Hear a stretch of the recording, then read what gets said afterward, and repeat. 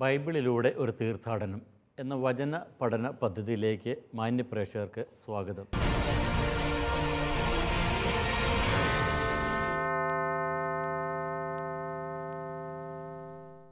വെളിപാട് ഗ്രന്ഥത്തിലെ 17-ാം അധ്യായത്തിലൂടെയാണല്ലോ നമ്മൾ കടന്നുപോയിക്കൊണ്ടിരിക്കുക.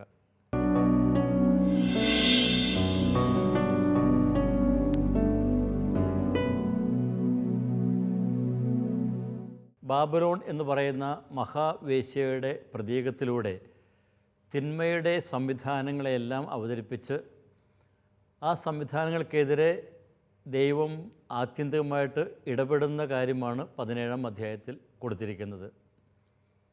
ഇപ്പോൾ ബാബിലോണിൻ്റെ വളരെ ഭീഭത്സമായിട്ടുള്ള ചിത്രം നമ്മൾ കണ്ടു.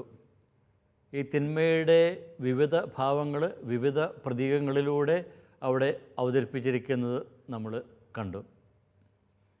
ഇനി എന്തിനാണ് ഇത്ര ഭീഭത്സമായിട്ടുള്ള ഒരു ചിത്രം ഈ ബാബിലോണിനെ കുറിച്ച്, ഈ സംവിധാനത്തെക്കുറിച്ച് ഇവിടെ അവതരിപ്പിച്ചിരിക്കുന്നത്? അത് തീർച്ചയായിട്ടും ആരാധന സമൂഹത്തിന് വേണ്ടിയിട്ടാണ്. അപ്പോൾ ആരാധന സമൂഹത്തിൻ്റെ കാഴ്ചപ്പാടുകളെ ഒന്ന് രൂപപ്പെടുത്തുക, അതാണ് ഗ്രന്ഥകാരൻ്റെ പ്രധാനപ്പെട്ട ലക്ഷ്യം. ഇവിടെ രണ്ട് വ്യത്യസ്ത പ്രതീകങ്ങളാണ് എടുത്തിരിക്കുന്നത്. സ്ത്രീയുടെ ഒന്ന് ഒരു പോസിറ്റീവായിട്ടുള്ള ഭാവാത്മകമായിട്ടുള്ള പ്രതീകം, അതുപോലെ തന്നെ നിഷേധാത്മകമായിട്ടുള്ള നെഗറ്റീവായിട്ടുള്ള പ്രതീകം. സൂര്യനുടയാടയാക്കിയ സ്ത്രീയെ നമ്മൾ 12-ാമത്തെ അധ്യായത്തിൽ കാണുന്നുണ്ട്. ഇനി പിന്നീട് കുഞ്ഞാടിൻ്റെ മണവാട്ടിയായിട്ട് വീണ്ടും പ്രത്യക്ഷപ്പെടും. അതിൻ്റെ മറുവശമാണ് ബാബിലോൺ എന്ന് പറയുന്ന വേശ്യ. ഇവിടെ ബാബിലോൺ എന്ന് പറയുന്ന ആ വേശ്യയെ ഇവിടെ അവതരിപ്പിക്കുമ്പോൾ യോഹന്നാൻ ഉപയോഗിക്കുന്ന ഒരു ശൈലിയുണ്ട്, ഒരു സറ്റയർ, ഒരു ആക്ഷേപഹാസ്യ ശൈലി.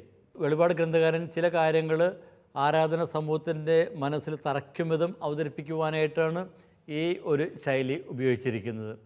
അപ്പോൾ ഈ ആക്ഷേപഹാസ്യം അത് കേൾക്കുമ്പോൾ തന്നെ വായനക്കാരിൽ ഒരു പ്രത്യേക വികാരം ഉളവാക്കുന്നു. ഉദാഹരണത്തിന് യെശയ്യാ പ്രവാചകൻ്റെ പുസ്തകത്തിൽ 44-ാമത്തെ അധ്യായത്തിൽ വ്യാജ ദൈവങ്ങളെക്കുറിച്ച് ഉള്ള ഒരു വിവരണമുണ്ട്. അപ്പോൾ ഈ വ്യാജ ദൈവങ്ങളുടെ യഥാർത്ഥ സ്ഥിതി എന്തെന്ന് കാണിക്കുവാനായിട്ട് അദ്ദേഹം എടുത്തിരിക്കുന്ന ഒരു ശൈലി.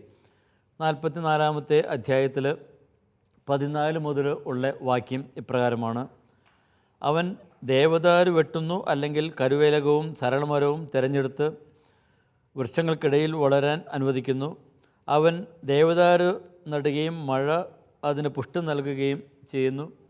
പിന്നെ അത് വിറകിന് എടുക്കും, ഒരു ഭാഗം കത്തിച്ച് തീ കായുന്നതിനും ആഹാരം പാകം ചെയ്യുന്നതിനും ഉപയോഗിക്കുന്നു. ഒരു ഭാഗമെടുത്ത് ദേവനെ ഉണ്ടാക്കി ആരാധിക്കുകയും വിഗ്രഹം കൊത്തിയെടുത്ത് അതിൻ്റെ മുന്നിൽ പ്രണമിക്കുകയും ചെയ്യുന്നു. അപ്പോൾ ഇവിടെ ഒരു തടിയിൽ രണ്ട് കാര്യങ്ങൾക്കായിട്ട് ഉപയോഗിക്കുന്നതായിട്ട് അവതരിപ്പിക്കുന്നു. ഒന്ന്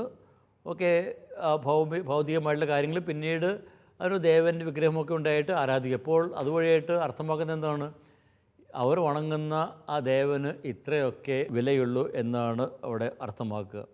അപ്പോൾ എതിരാളികളുടെ ഇടയിലുള്ള അവരുടെ കാഴ്ചപ്പാടിലെ ജീവിതത്തിലുള്ള ആ കുറവുകളൊക്കെ എടുത്ത് കാണിച്ച് പർവ്വതീകരിച്ച് ഇവിടെ അവതരിപ്പിക്കുന്നു. അത് ക്രൈസ്തവരുടെ കാഴ്ചപ്പാടുകളെ, ആരാധന സമൂഹത്തിൻ്റെ കാഴ്ചപ്പാടുകളെ ഒന്ന് രൂപപ്പെടുത്തുവാനായിട്ട്, അതിനൊന്ന് ക്രമപ്പെടുത്തുവാനായിട്ട് വേണ്ടിയിട്ടാണ്. വെളിപാട് 13, 17, 18 അധ്യായങ്ങളിൽ ഈ ശൈലി വ്യാപകമായിട്ട് ഉപയോഗിച്ചിരിക്കുന്നത് നമ്മൾ കാണുന്നുണ്ട്. ഇപ്പോൾ രണ്ട് മൃഗങ്ങളുടെ കാര്യത്തിലെന്ന പോലെ നഗരത്തിൻ്റെ കാര്യത്തിലും ഇവിടെ ഈ ഒരു ശൈലി ഉപയോഗിക്കുന്നുണ്ട്. അപ്പോൾ ആക്ഷേപഹാസ്യ ശൈലി ഉപയോഗിച്ചുകൊണ്ടാണ് ഇവിടെ റോമൻ സാമ്രാജ്യത്തെ അവതരിപ്പിക്കുക.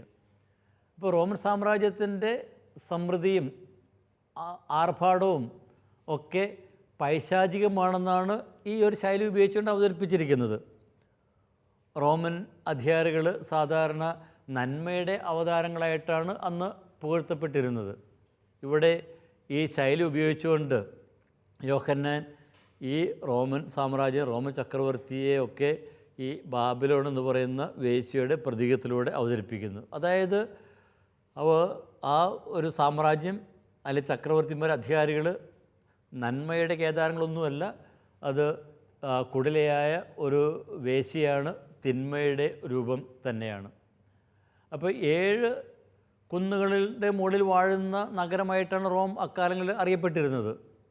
വളരെ ശക്തിയായിട്ടുള്ള ഒരു സാമ്രാജ്യം. പക്ഷേ ഇവിടെ അവതരിപ്പിച്ചിരിക്കുന്നത് 7 തലയുള്ള മൃഗത്തിൻ്റെ മുകളിൽ പിടിച്ചിരിക്കുന്നതായിട്ടാണ്.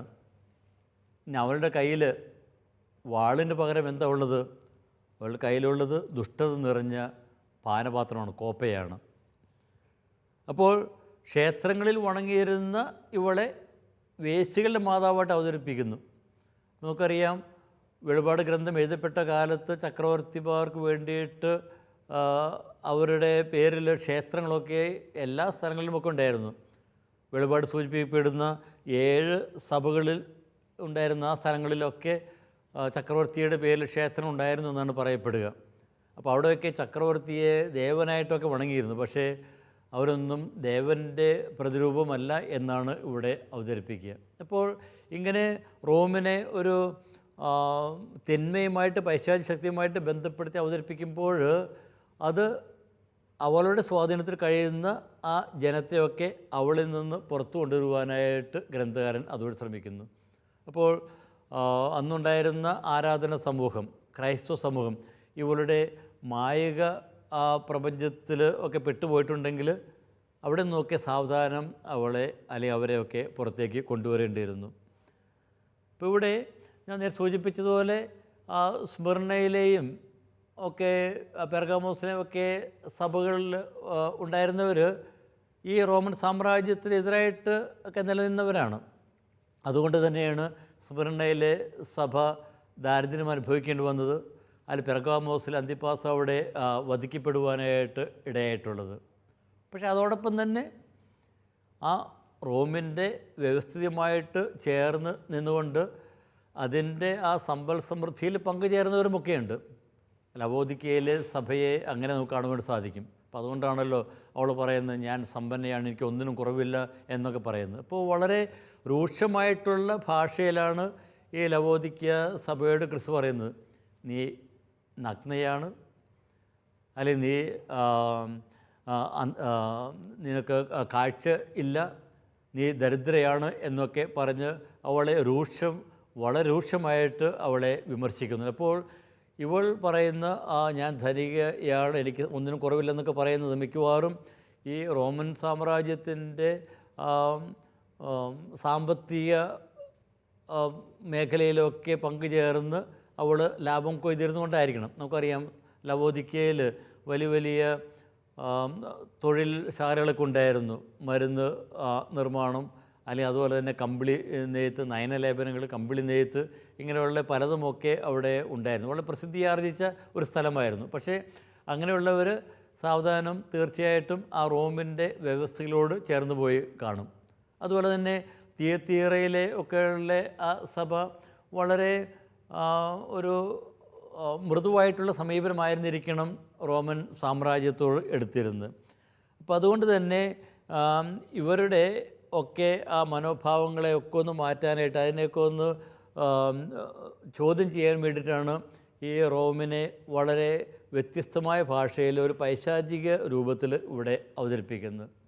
ഇനി ഈ ബാബിലോൺ അത് കത്തി നശിക്കുമ്പോൾ തീർച്ചയായിട്ടും സ്മിർണയിലുള്ളവരൊക്കെ ആശ്വസിച്ചിരിക്കണം.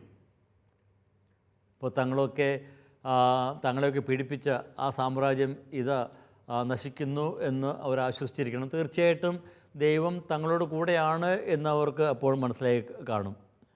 അതുപോലെ തന്നെ ചെറിയ ഒത്തുതീർപ്പുകളൊക്കെ നടത്തിയിരുന്ന മറ്റ് സഭകൾ, പെർഗാമോസ്, തിയേറ്റർ, അങ്ങനെയുള്ള സഭകളിലുള്ളവരൊക്കെ തങ്ങളുടെ ഒത്തുതീർപ്പ് ആ സമീപനങ്ങളെക്കുറിച്ച് അവർ തീർച്ചയായിട്ടും പരിതപിച്ചിരിക്കണം. അതുപോലെ തന്നെ ലവോദിക്കയിലുള്ളവർ ഈ ബാബിലോൺ തകരുന്നത് കണ്ട്, അവൾ കത്തി നശിക്കുന്നത് കണ്ടിട്ട് തങ്ങളുടെ ആ ജീവിത രീതികളെക്കുറിച്ച്, തങ്ങളുടെ ജീവിതശൈലികളെക്കുറിച്ച് ഒക്കെ അവർക്ക് വീണ്ടും വിചാരം ഉണ്ടായിരുന്നിരിക്കണം. അപ്പോൾ ഈ നഗരത്തിൻ്റെ വേശ്യയുടെ രൂപത്തിലുള്ള ചിത്രീകരണത്തിലൂടെ ഈ ആരാധന സമൂഹത്തെ തന്നെ ഒന്ന് വീണ്ടും വിചാരത്തിന് അവർ വിധേയരാക്കുന്നു. അപ്പോൾ അവർ തങ്ങളുടെ ജീവിതത്തെക്കുറിച്ച് വീണ്ടും ഒന്ന് വിലയിരുത്തി യഥാർത്ഥ ആ വഴിയിലേക്ക്, യേശുവിൻ്റെ വഴിയിലേക്ക് വരുവാനായിട്ട് അവർക്ക് അത് കാരണമായിട്ടുണ്ട്. ഇപ്പോൾ ബാബിലോൺ അവതരിപ്പിക്കപ്പെടുന്ന ബാബിലോണിന് വ്യത്യസ്തങ്ങളായിട്ടുള്ള അർത്ഥങ്ങളുണ്ട് എന്ന് നമുക്ക് അറിയാം. യോഹന്നാൻ്റെ കാലഘട്ടത്തിൽ തീർച്ചയായിട്ടും ആ റോമിൻ്റെ ഭാവങ്ങളൊക്കെ ഈ വിവരണത്തിൽ കാണുവാനായിട്ടൊക്കെ സാധിക്കും. അപ്പോൾ റോമൻ സാമ്രാജ്യത്തെ താങ്ങി നിർത്തിയ രാജകീയ അധികാരമാണ് ഈ മൃഗത്തിൻ്റെ പ്രതീകത്തിലൂടെ ഒക്കെ അവതരിപ്പിച്ചിരിക്കുന്നത്. അപ്പോൾ അന്നത്തെ ഏറ്റവും വലിയ ഒരു ശക്തിയായിരുന്നു ആ റോമൻ സാമ്രാജ്യം എന്ന് പറയുന്നത്. ഇനി റോമൻ ചക്രവർത്തി അഗസ്റ്റ് സീസറിനൊക്കെ ലോകരക്ഷകനായിട്ടാണ് അക്കാലങ്ങളിലൊക്കെ വിശേഷിപ്പിച്ചിരുന്നത്. അപ്പോൾ വളരെ ഭക്തിയാദരവോടെ ഒക്കെ ആണ് അന്ന് റോമൻ സാമ്രാജ്യത്തെ സാധാരണ ജനങ്ങൾ കണ്ടിരുന്നത്.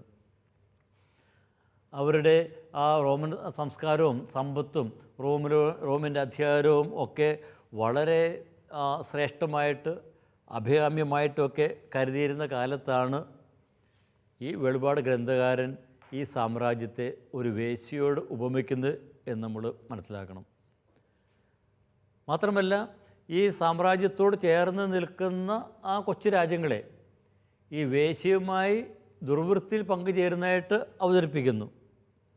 അപ്പം അതായത് അന്നത്തെ ആ സംവിധാനങ്ങളെയെല്ലാം, രാഷ്ട്രീയ സാമ്പത്തിക സംവിധാനങ്ങളെയെല്ലാം വളരെ നിഷേധാത്മകമായിട്ടുള്ള ഒരു കാഴ്ചപ്പാടിലാണ് ഇവിടെ അവതരിപ്പിക്കുക. അപ്പോൾ അത് തീർച്ചയായിട്ടും അത് കേൾക്കുന്നവരിൽ തീർച്ചയായിട്ടും ഉണ്ടാകുന്ന ഒരു മനോവികാരം ചിന്തിച്ച് നോക്കുക. തീർച്ചയായിട്ടും പിന്നെ അവർ ആ സംവിധാനങ്ങളോട് ചേർന്ന് നിൽക്കുവാനായിട്ട് ശ്രമിക്കുകയില്ല. അതുതന്നെയാണ് ഗ്രന്ഥകാരൻ്റെയും ലക്ഷ്യം, ആരാധന സമൂഹത്തെ ഈ ഒരു മാസ്മരിക വലയത്തിൽ നിന്ന് പുറത്തേക്ക് കൊണ്ടുവരിക. അപ്പോൾ ഇവിടെ അവതരിപ്പിക്കുന്ന ആ തിന്മ അത് അന്നുണ്ടായിരുന്ന, അക്കാലത്ത് മാത്രം ഉണ്ടായിരുന്ന തിന്മയൊന്നുമല്ല. ഇതൊക്കെ എന്നും എക്കാലവും ഉള്ള ആ തിന്മയുടെ ചിത്രീകരണം തന്നെയാണ്. അപ്പോൾ ഈ തിന്മയുടെ ചിത്രം നമ്മൾ പഴയ നിയമം മുതൽ കാണുന്നതാണ്. പഴയ നിയമത്തിൽ ഇവിടെ ബാബിലോണിനെക്കുറിച്ച് ജെറമ്യ പ്രവാചകൻ പറയുന്ന കാര്യങ്ങളൊക്കെയുണ്ട്. ജെറമ്യ പ്രവാചകൻ 51-ാമത്തെ അധ്യായത്തിൽ വളരെ വിശദമായിട്ട് ഈ ബാബിലോണിനെക്കുറിച്ചൊക്കെ പറയുന്നു. അപ്പോൾ അതിൻ്റെ പല സൂചനകളും നമ്മൾ ഇവിടെ കാണുന്നുണ്ട്. ഉദാഹരണത്തിന് 51-ാം അധ്യായത്തിൽ 7-ാമത്തെ വാക്യത്തിൽ ഒക്കെ പറയുന്ന കാര്യങ്ങൾ, ഭൂമി മുഴുവൻ ഉന്മത്തമാക്കിയ സ്വർണ്ണ ചഷകമായിരുന്നു കർത്താവിൻ്റെ കൈകളിൽ ബാബിലോൺ. അതിൽ നിന്ന് വീഞ്ഞു കുടിച്ച് ജനതകൾക്ക് ഭ്രാന്ത് പിടിച്ചു. ബാബിലോൺ പെട്ടെന്ന് തകർന്നു വീണു, അവളെ ഓർത്ത് വിലപിക്കുവിൻ. ഒക്കെ നമ്മൾ അടുത്ത അധ്യായത്തിൽ ഇത് വീണ്ടും ഈ ഒരു അധ്യായത്തിൽ വീണ്ടും കടന്നു വരും. അപ്പോൾ ബാബിലോണിനെ കുറിച്ചുള്ള വിവരണങ്ങൾ, അതുപോലെ തന്നെ അസിറിയയുടെ തലസ്ഥാനമായ നിനിവയെക്കുറിച്ച് നാഹും പ്രവാചക പുസ്തകത്തിൽ 3-ാം അധ്യായത്തിൽ ഒക്കെ പറയുന്നുണ്ട്. അപ്പം അതുപോലെ തന്നെ പുരാതന കാലങ്ങളിൽ അന്തർദേശീയ വ്യാപാരം വഴിയായിട്ടൊക്കെ ഒത്തിരി സമ്പത്ത് ആർജിച്ചിരുന്ന വേറെ ഒരു നഗരമായിരുന്നു ടൈർ. അപ്പോൾ ആ ടൈറും ഈ മറ്റ് നഗരങ്ങളുമായിട്ട് ഒക്കെ വേശ്യവൃത്തിയിൽ ഏർപ്പെടുന്നതായിട്ട് അവതരിപ്പിക്കുന്നുണ്ട്. അതെല്ലാം ആ ഒരു പ്രതീകം തന്നെ ഉദ്ദേശിക്കുന്നത് സാമ്പത്തികമായിട്ടുള്ള അവരുടെ ചൂഷണങ്ങളൊക്കെയാണ് ഇവിടെ ആ വേശ്യവൃത്തി എന്ന പ്രതീകത്തിലൂടെയൊക്കെ അവതരിപ്പിക്കുക. അപ്പോൾ പഴയ നിയമത്തിൽ പല രാജ്യങ്ങളെയും പല സാമ്രാജ്യങ്ങളെയും എല്ലാം ഈ ഒരു രൂപത്തിൽ ഈ ഒരു പ്രതീകം ഉപയോഗിച്ച് അവതരിപ്പിക്കുന്നുണ്ട്. അപ്പോൾ അത് തന്നെയാണ് വെളിപാട് ഗ്രന്ഥകാരൻ്റെ കാലത്ത് റോമ എന്ന് പറയുന്ന ആ ഒരു സാമ്രാജ്യത്തിൻ്റെ ചിത്രത്തിലൂടെയൊക്കെ അവതരിപ്പിക്കുക. അപ്പോൾ ഈ വേശ്യ വെളിപാട് ഗ്രന്ഥകാരൻ്റെ കാലത്ത് അത് റോമ നഗരമായിരിക്കാം.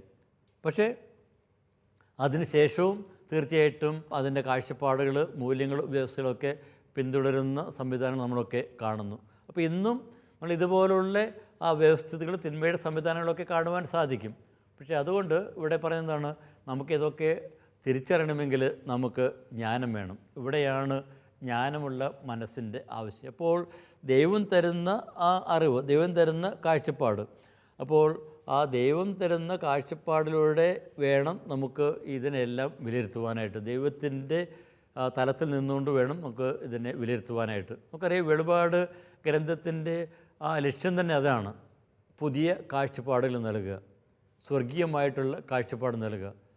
ദൈവത്തിൻ്റെ അറിവാണ് എൻ്റെ കണ്ണുകളെ ഒക്കെ പ്രകാശിപ്പിക്കുന്നത്. അപ്പോൾ ആ ഒരു പുതിയ അറിവ് ലഭിക്കുമ്പോൾ തീർച്ചയായിട്ടും ഇവിടെയുള്ള തിന്മകളായിട്ട് നമ്മൾ തിരിച്ചറിയും. ക്രിസ്തുവിൻ്റെ വഴിയെ പോകുവാനായിട്ട് നമുക്ക് സാധിക്കുകയും ഒക്കെ ചെയ്യും. അപ്പോൾ ഇവിടെ എടുത്തിരിക്കുന്ന സമീപനം, അന്നുണ്ടായിരുന്ന തിന്മയുടെ സാമ്രാജ്യങ്ങൾക്കെതിരെ എടുത്തിരുന്ന സമീപനങ്ങൾ നമ്മൾ പുതിയ നിയമത്തിലെ എല്ലാ ഗ്രന്ഥങ്ങളിലും ഒരേപോലെ അല്ല കാണുക. ഉദാഹരണത്തിന് പൗലോസ്ലീഹയുടെ ലേഖനത്തിൽ വ്യത്യസ്തമായിട്ടുള്ള സമീപനമാണ് നമ്മൾ കാണുക. അധികാരം ദൈവത്തിൽ നിന്ന് വരുന്നുവെന്നും അതിനാൽ അധികാരികളെ ആദരിക്കണം എന്ന സമീപനമാണ് പൗലോസ്ലീഹ എടുത്തിരുന്നത്. അതിൽ നിന്ന് വളരെ വ്യത്യസ്തമായിട്ടുള്ള സമീപനമാണ് ഇവിടെ കാണുക. ഇവിടെ വെളിപാട് ഗ്രന്ഥത്തിൽ ഈ ഒരു സമീപനം എടുക്കുന്നതിന് കാരണം, ഈ സാമ്രാജ്യത്തിൻ്റെ ആ നിലപാടുകളോട് മൃദു സമീപനം എടുക്കുന്ന വഴിയായിട്ട് അവർ പലപ്പോഴും വഴിതെറ്റിപ്പോകുന്നു. അവർ ആ ക്രിസ്തുവിൻ്റെ മാർഗങ്ങൾ ഉപേക്ഷിച്ച് ഈ ലൗകിക സംവിധാനങ്ങളുടെ സാമ്രാജ്യങ്ങളുടെ പിന്നാലെയൊക്കെ പോകുന്നു.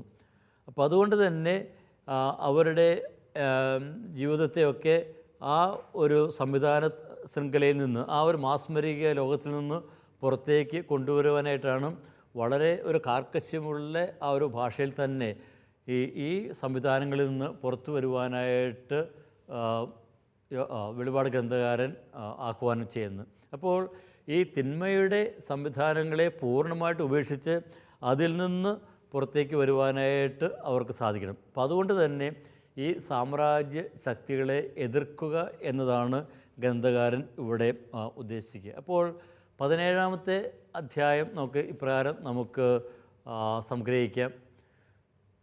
നന്മ തിന്മകൾ തമ്മിലുള്ള ആ ഒരു സംഘർഷത്തിൻ്റെ അവസാന ഘട്ടത്തിലേക്ക് നമ്മൾ എത്തിച്ചേർന്നിരിക്കുകയാണ്.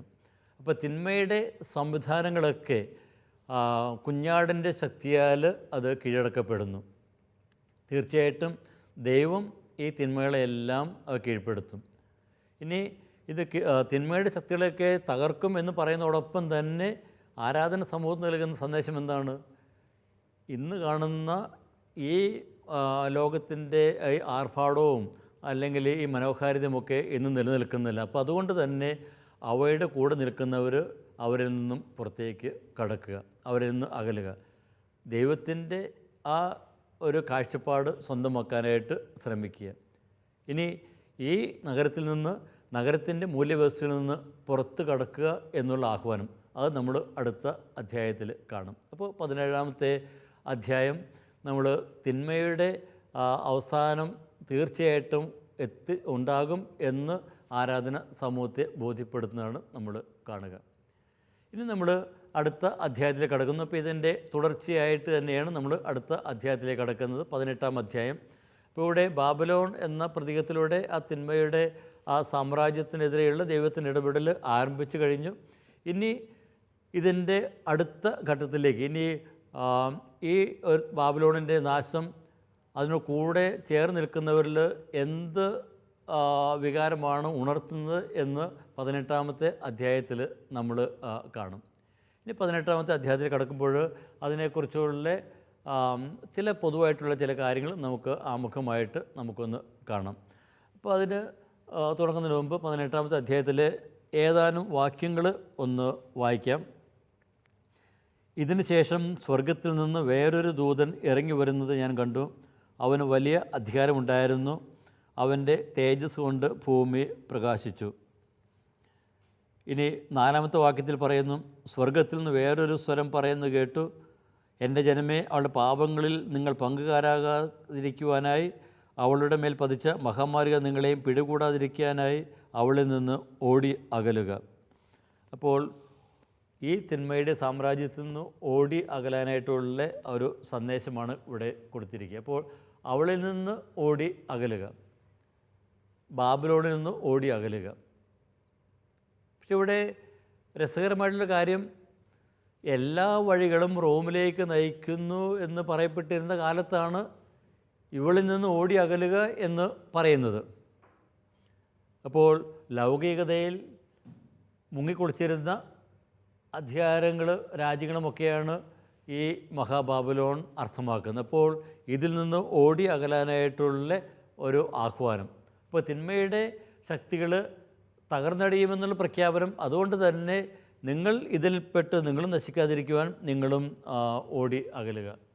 ഇവിടെ അധാർമികം നിറഞ്ഞ ഈ മഹാനഗരത്തെ ആശ്രയിക്കുന്ന രാജാക്കന്മാർ, വ്യാപാരികൾ, നാവികർ തുടങ്ങിയവർ നഗരത്തിൻ്റെ നാശത്തെക്കുറിച്ച് വിലപിക്കുന്നത് നമ്മൾ കാണും. അപ്പോൾ ഇവിടെ 3 ഗണങ്ങളായിട്ട് ആണ് ഈ നഗരത്തിൻ്റെ നാശത്തെക്കുറിച്ച് വിലപിക്കുന്നത്.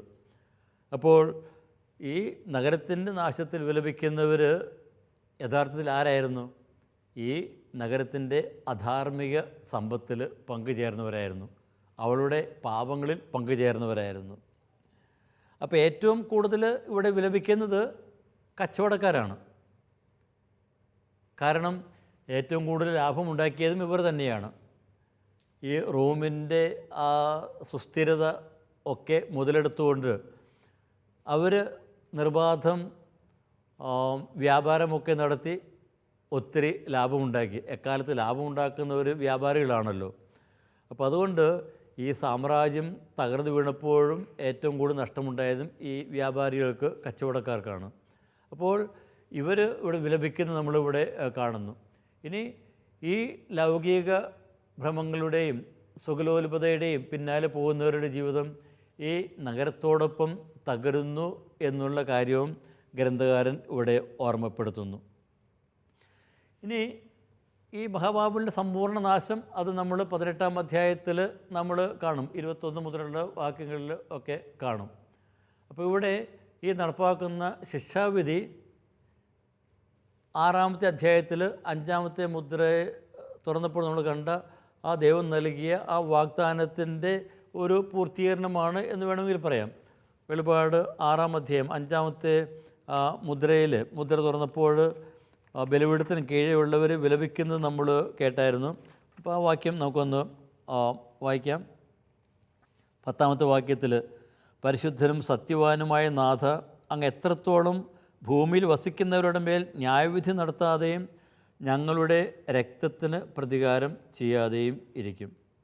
അത് കഴിഞ്ഞ് തുടർന്നുള്ള വാക്യത്തിൽ പറയുന്നുണ്ട്, വധിക്കപ്പെടാനിരിക്കുന്ന സഹദാസരുടെയും സഹോദരരുടെയും എണ്ണം തികയുന്നതുവരെ അല്പസമയം കൂടി വിശ്രമിക്കാനായിട്ട് അവർക്ക് നിർദ്ദേശം നൽകുന്നുണ്ട്. അപ്പോൾ ഈ അല്പസമയം അത് ഇവിടെ അവസാനിക്കുകയാണ്. അപ്പോൾ അവരുടെ കാത്തിരിപ്പിൻ്റെ സമയം കഴിഞ്ഞു.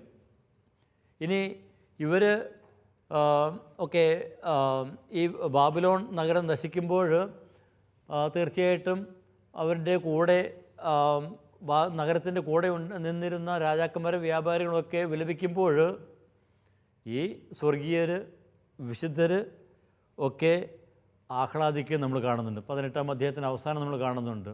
അപ്പോൾ ദൈവം നീതി നടത്തിയതിൻ്റെ പേരിൽ ആഹ്ലാദിക്കുന്ന, സ്വർഗം ആഹ്ലാദിക്കുന്നത് നമ്മൾ ഇവിടെ കാണുന്നു. അപ്പോൾ ബാബിലോൺ എന്ന നഗരം നശിക്കുന്നത് വിവരിക്കുമ്പോൾ 6-ാം അധ്യായത്തിൽ കൊടുത്തിരിക്കുന്ന, അവിടെ പറഞ്ഞിരിക്കുന്ന കാര്യത്തിൻ്റെ ഒരു പൂർത്തീകരണം, അവർ കാത്തിരിക്കുന്ന ആ ന്യായവിധിയുടെ പൂർത്തീകരണം നമ്മൾ ഇവിടെ കാണുന്നു. അത് ഒരു കൂട്ടർക്ക് അത് വേദനാജനകമാണെങ്കിൽ മറുകൂട്ടർക്ക് ആരാധന സമൂഹത്തിന് അത് സന്തോഷത്തിന് ഒരു കാരണമായി തീരുന്നു.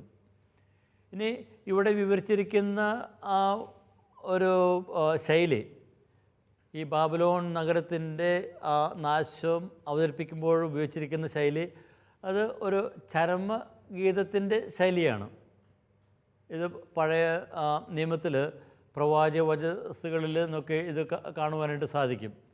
അപ്പോൾ ദൈവത്തെ മറന്നുപോയ മഹാനഗരങ്ങൾ നശിക്കുമ്പോൾ പ്രവാചകർ പാടുന്ന ചരമഗീതങ്ങളൊക്കെയുണ്ട്.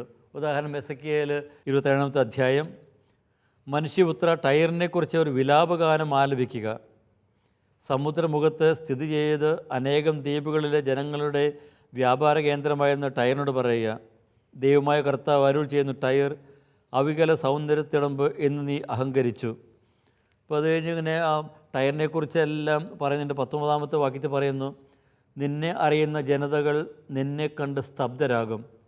ഭീകരമായ അവസാനത്തിലേക്ക് നീ എത്തിയിരിക്കുന്നു, എന്നേക്കുമായി നീ ഇല്ലാതാകും. അപ്പോൾ പഴയ നിയമത്തിൽ ഇതുപോലെ ഉള്ള സാമ്രാജ്യങ്ങൾ, ഭൗതികതയിൽ മുങ്ങിക്കുളിച്ചിരുന്ന സാമ്രാജ്യങ്ങൾ നശിക്കുന്ന, ഇല്ലായ്മ ചെയ്യപ്പെടുന്ന വിവരിക്കുന്നുണ്ട്. അപ്പോൾ ആ അവസരങ്ങളിലൊക്കെ പ്രവാചകന്മാർ ഉപയോഗിച്ചിരിക്കുന്ന ഒരു ശൈലി അത് തന്നെയാണ് ഇവിടെയും എടുത്തിരിക്കുന്നത്.